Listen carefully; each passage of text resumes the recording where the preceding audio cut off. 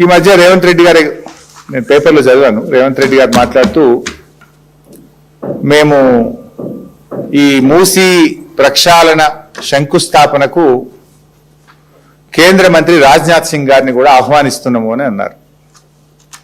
నేను I want to ask BJP రాష్ట్ర నాయకత్వం కావచ్చు, కేంద్ర ప్రభుత్వం కావచ్చు, అంటే మూసీ పేరిట రేవంత్ రెడ్డి చేస్తున్న విధ్వంసానికి, మూసీ పేరిట రేవంత్ రెడ్డి గారు చేస్తున్నటువంటి దోపిడికి, మూసీ పేరిట రేవంత్ రెడ్డి గారు చేస్తున్నటువంటి రియల్ ఎస్టేట్ దందాకు మీరు సహకరిస్తారా?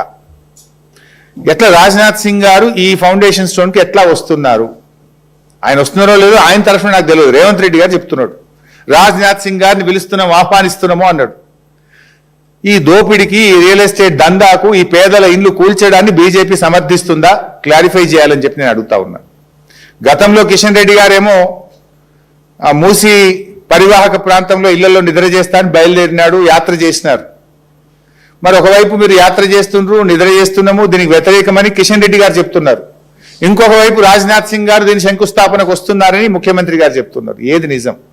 బీజేపీ మూసీ బాధితుల పక్షాన ఉంటుందా, ఈ దోపిడీ చేస్తున్న రేవంత్ రెడ్డి పక్షాన ఉంటుందో కూడా ప్రజలకు క్లారిఫై చేయాలి. ప్రజలకు పక్షాన నేను బీజేపీని కూడా అడుగుతా ఉన్నా.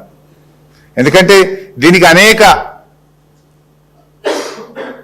అనుమతులు కేంద్ర ప్రభుత్వం ఇవ్వాల్సి ఉంటుంది.